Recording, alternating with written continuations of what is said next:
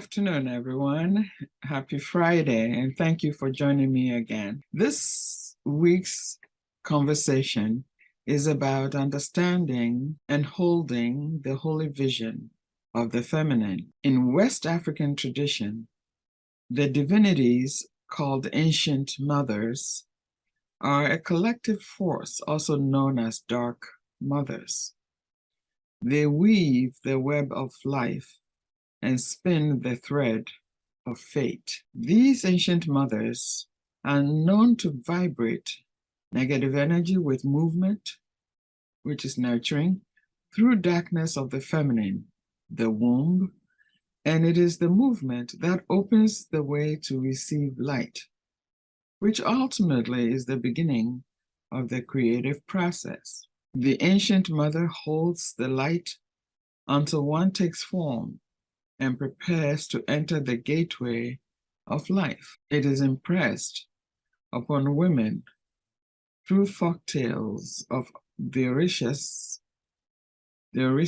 goddesses, the importance of continuing and passing information down the generational line. Women learned about the power of the feminine and shared their ethos, ethics, and politics, and offered processes by which they can emulate the power of the feminine from within themselves. The process of seeding a myth enabled women to become the vehicle for the manifestation of the divine and wisdom. The daughters of the ancient mothers, Yemoja, Osun and Oya, came to the earth to awaken and refine qualities of nurturance and strength for Yemoja, beauty and love, Osun, and power and passion, Oya. Somewhere along the lines, this message of the feminine power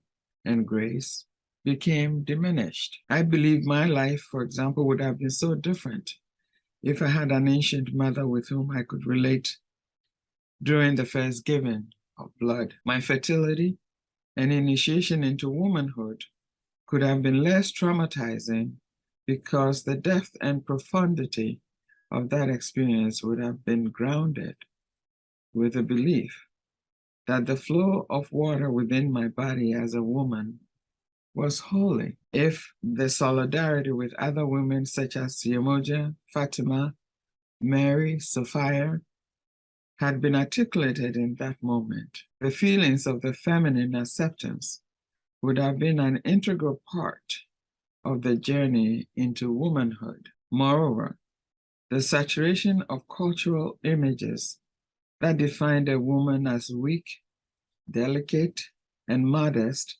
would have been averted. The moment that flow occurred, every expression, advice, and counseling dealt with behavior structured to please a man.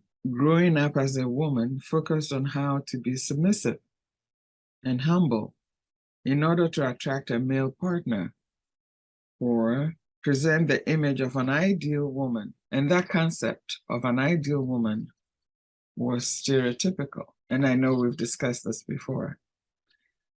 And in fact, many images of women propagated the deviant intentions and actions that included seduction, cheating, instigating or failures of men. In the story of Samson and Delilah, for example, Samson was elaborated as a man of principle and described as never touched strong drink or wine. The woman, Delilah, was his lover, whom he told that in his hair was where his strength all lay. And Samson to his enemies she sold, while he was sleeping in her lap one day. No motivations or reasons behind Delilah's betrayal of Samson were given. The characteristics of the feminine and awareness of self emanate from relationships and intimacy. This includes relationships with individuals, with different parts of oneself, with each other, and with all forms of creation. I believe my life as a woman would have been so different if I had experienced a loving guidance in adulthood towards intimacy. The youthful trauma of rape denied the opportunity to appreciate the importance of experimenting and coming to terms with my sexuality. I do not espouse any physical attraction to any particular sex, except that my denials in the importance of the association compromised my views. I did not trust enough to let go of the body armoring that had taken place. Even though I worked hard to overcome and rid of the armor, my love experiences were disastrous, setting the tone for the distance from intimate relationships. The concept of love, what I experienced, and what I believed were totally different, to the extent that it eroded the little confidence I had in trusting. And it was enough to diminish the sensual aspect of the relationship. The vacuum created was so deep because I could not overcome the cultural expectation that the woman must yield to the lover's man's need in order to hold his interest. Losing oneself in another in order to find and feel love was a sacrifice of a woman's innate beauty and love that Osun inspired. The prescribed stages that lead a woman toward wholeness included the paths as a daughter, as a householder, and mother. But even if a woman chose to play those roles, it should not be the things that defined her. A woman is a nurturer, is a ritualist, a teacher, and a wise woman.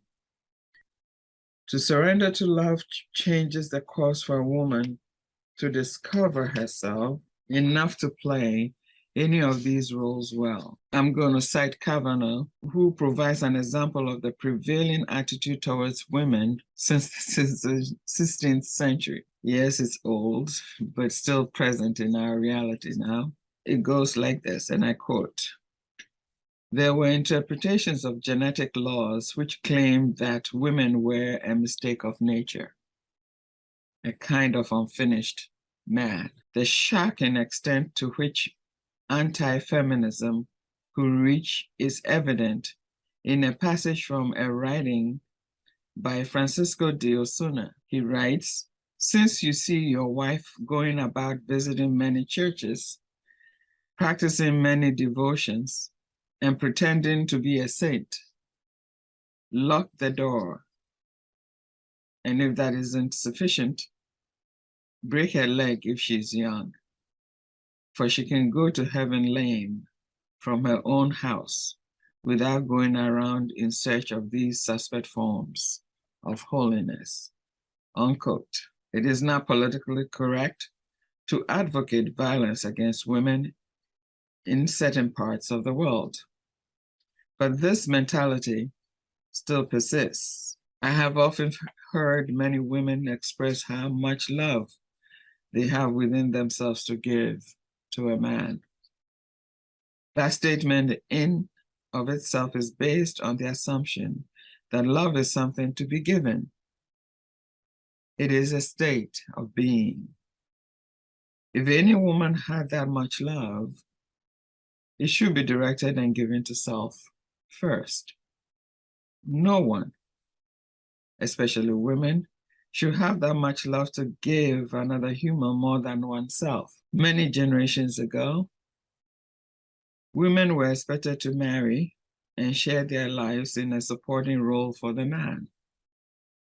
Even today, some aspects of that still exist in places where women have made strides in establishing alternative ground rules. However, most of the endured pain and suffering have been held closely to the chest, either out of shame, embarrassment, or lack of support. This silence has to be broken, and women should find a medium to express their stories as individuals and collectively as a force. Every story is unique, and has to be told. It is through storytelling that we may be able to reach out and alleviate some of the hardships some women still experience in this world. We may be freer down the line to abstain from relationships that break our spirits or deny us the free expression of our sexual maturity and freedom. It is in this state that we can live as the ancient mother, Osun. Becoming a mother has been one of the most intriguing experiences of my life. I have enjoyed being a mother to my child, and I feel intrinsically happy that she chose me as a mother. This is one area of my life I will do all over again and again. And this daughter of mine is the manifestation of the divine within. There are joyful challenges, of course, yet each stage presents an opportunity for new beginnings and renewal. The first time I reached out to feel the cuddling from my ancient mother Yemoja for strength was when I confronted the deep buried secret of my rape in my teenage years. I still reach out for the cuddling for strength from Ma Duga. As I lay in her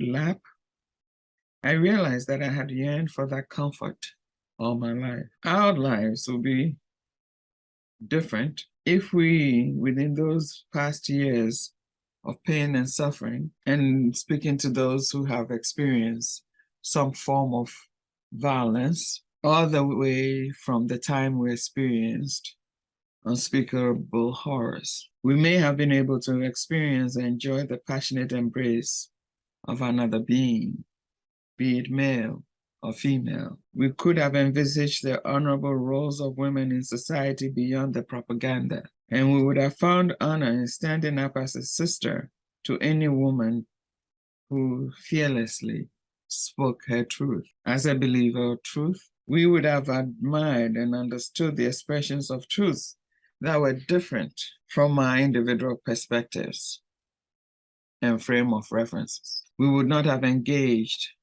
in sexual relationships that was not satisfying, and would have had the courage to tell our partners how we feel. We would have made concrete associations with the feminine personifications of nature and would have drawn strength from that lifeline. We do hold the vision of the Holy Feminine within. We must relate to the regal, beautiful, gentle, passionate, and wise matriarch of this earth. We must recognize the life force of a woman and believe that each one can find love, peace, joy, and growth in our life experiences and can touch each other through spiritual practice and beliefs. Through this recognition,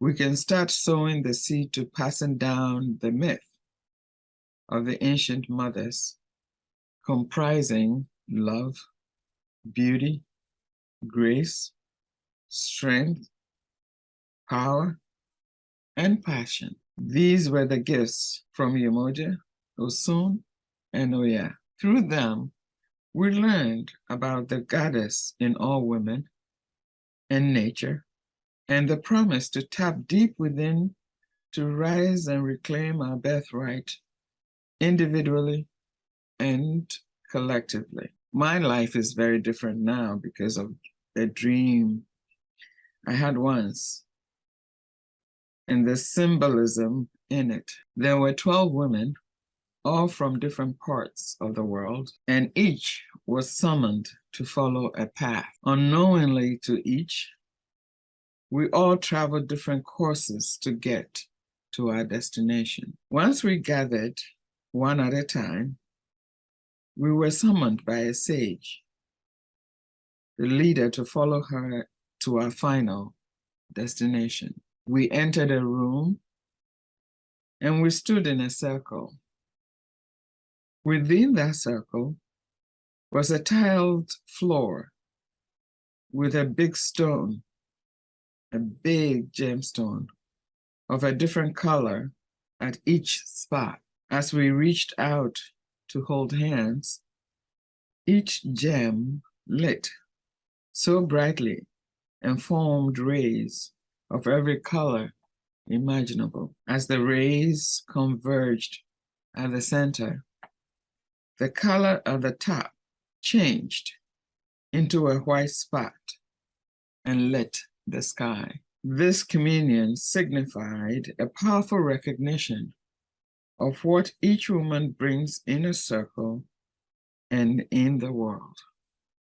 Each with a different story, each with a different road to travel, yet converging to effect personal, societal, and spiritual changes on this journey to reclaiming the goddess for each other and for the world at large. Thank you so much for being with me this Friday. And as we hold the holy vision of the feminine within, embracing women's mysteries and wisdom, let us continue holding each other's hands, embracing and recognizing our truths and supporting one another so that we may reclaim the goddess in all of us.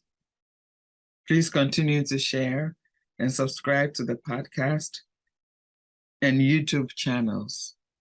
The links are below in the description. And the larger the group, the higher the vibration we'll be able to generate for each other. Blessings to all. See you in a couple of weeks. Thank you, thank you, thank you.